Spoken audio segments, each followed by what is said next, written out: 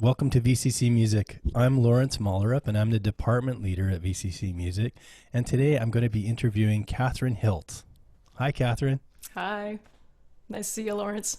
Nice to see you too. Looks like you're all set up with a microphone and headphones just like me, and you've got your own studio situation going there at home. Yeah, I've got, you can't see everything behind this computer, but yeah, this is where I'm spending my days for the past however many weeks. Yeah, it's the done thing, isn't it? We're all kind of catching up to this new era in relationships and connecting via being on screen. Mm-hmm. So I know that you're about a year away from completing a degree at VCC in music, and I thought maybe my first question would be around, or my first topic maybe, around what that's been like for you in terms of the way the community there works and, switching between touring in the summers and then going to school, or sometimes putting some time in between your years of study and putting that together. So, and maybe without making my question too long, some tips for students that are working musicians and how they can fit into an academic system like that. Right. Yeah. Yeah. To give a little background, I started my university education in 2002. So this is now coming up on 2020. Like I'm this close, but it's literally been 18 years. So, I feel like VCC itself has given me much more freedom. And the school that I went to prior, I went to Grant MacEwan in Edmonton for 3 years. I did the introductory year, and then I did a year of guitar, and then I did a year of composition.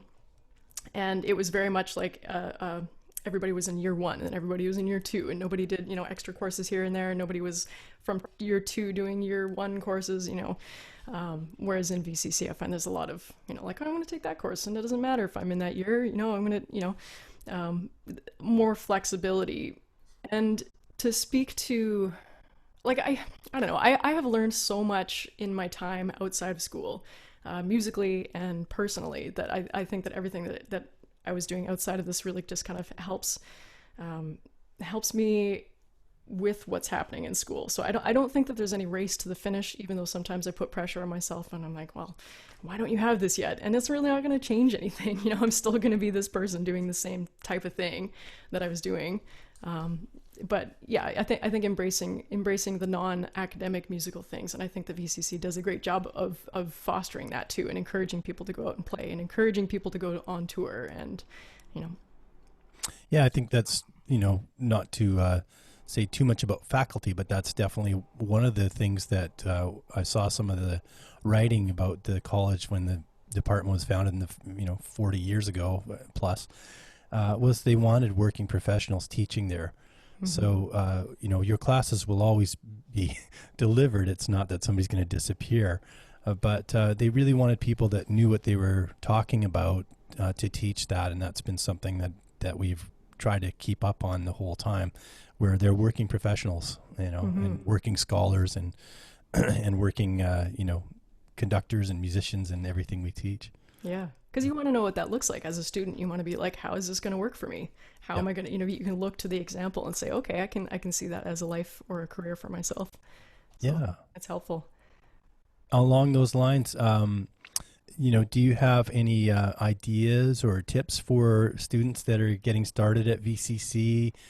Things to think about, when to be at the cafeteria lineup, any of those kind of topics.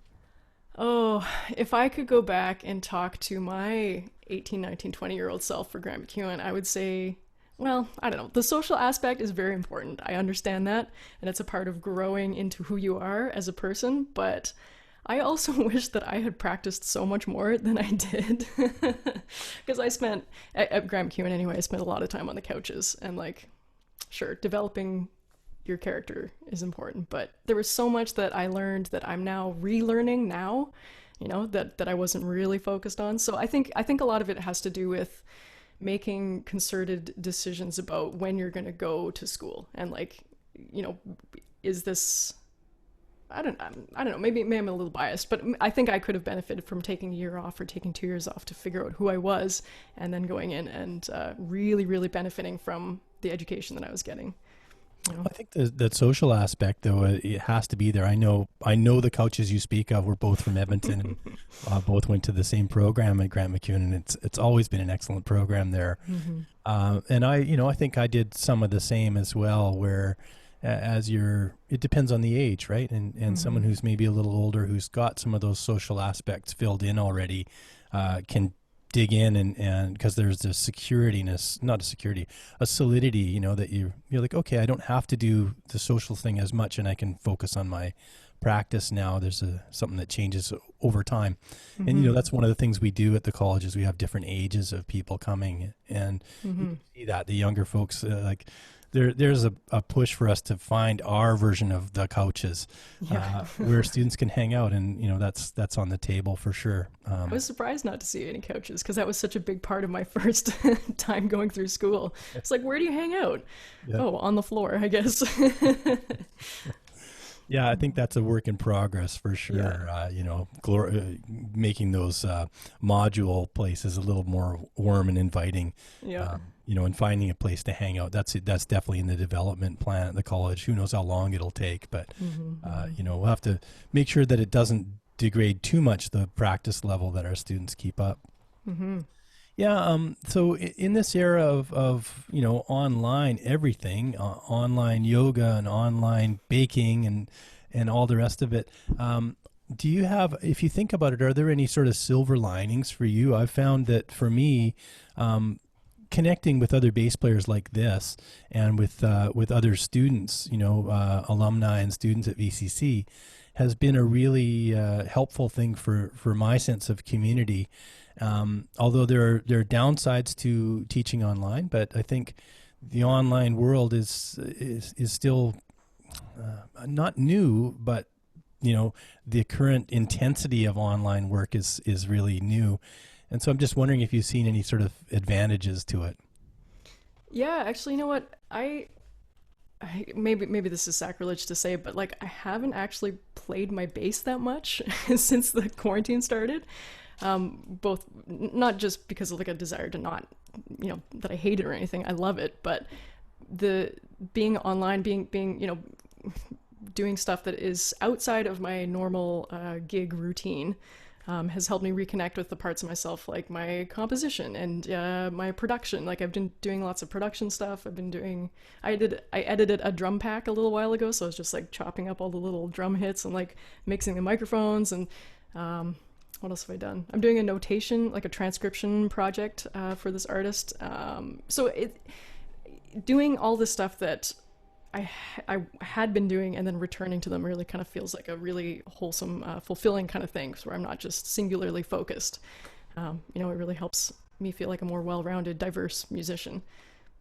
And so much of that work is that well-rounded factor that you point out is so vital.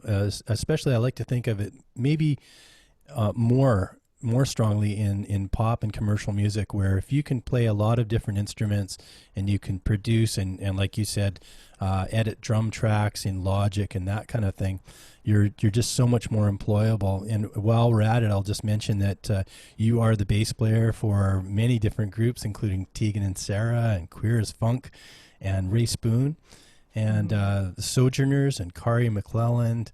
And I also thought I'd just put as well some of the producers you're working with, some big names like Sylvia Massey and let me think here, Howard Redekop and Matthew V. There's some big names on that list. So you've already had quite a lot of success as a session bass player and touring bass player and multi-instrumentalist. And I think, maybe you want to talk a little bit about that. You have some cello background as well. Did you ever do the Edmonton Youth Orchestra? Oh, yeah. For like, however many years was that? It was like 7 or 8 years. Oh, fantastic. Is Michael Massey still there when you did it? He was there when I did it, yeah. I think he's still there, I think. I think maybe he might have just retired or something. I can't remember. He came up in my bubble a couple of days ago, so. Oh, wonderful. I did a lot of different things. So my path to becoming a bass player was not a straight one. It was very, I started playing cello, Suzuki School, when I was like 4 years old. My mom is a piano teacher, so she had me playing piano, and I was doing theory lessons with my mom and harmony lessons with my mom. I always thought that I was going to be a cello player because that was always like the top thing. And I was doing all the RCM stuff and youth orchestra front desk. And I was like, oh yes, this is my life. But then I heard the Beatles and I was like, okay, you know what, this changes everything. I want to play guitar, you know? Yeah. So I started playing guitar. My aunt, I feel really grateful that my family is a very musical family. So my mom is a piano teacher. My aunt is a band teacher. So she was my band teacher in junior high. And my uncle actually teaches drums at Grand McEwen. So this was, anyway, in junior high, I was able to like take home all these instruments. So I took home a trumpet and I took home the drum set and I took home a trombone and the saxophone and I played the oboe and like all sorts of stuff that, my mom wanted to support because she was a musician. So she was giving me lessons for all these things. After high school, I went and did guitar at Grand McEwen. So that was my performance diploma and then, writing. And I don't know, I guess I think I'm trying to answer two different questions, but I think I was trying to like how all of that stuff kind of helps inform music. Like it's not so much like I'm a bass player, so I'm only listening to bass players and I only, you know, practice bass stuff. It's like all of the other stuff that I did helps inform what I choose to do as a bass player. And I feel like I have a better understanding of what everyone else is doing. Not to mention, like, as a composer, then it's just like, you know, if you've played all these instruments, you understand their role and you understand their function, then it's much easier to write for them. Yeah, so when you take an orchestration class at VCC, you know the sound of all those different instruments. I know all the easy mistakes. I know how you know, the difficulty. Trombone, seventh position, all those kind of things that you need to know when you're writing. That Logic and Dorico and Sibelius don't necessarily always teach you. So yeah. It's great having that insider view on how music is made, for sure. So I think I'll wrap up this part of our interview. We're going to do one that gets more bass specific in a few minutes. But thank you for stopping by and talking about your time at VCC, Catherine. Thanks so much. Thank you for having me.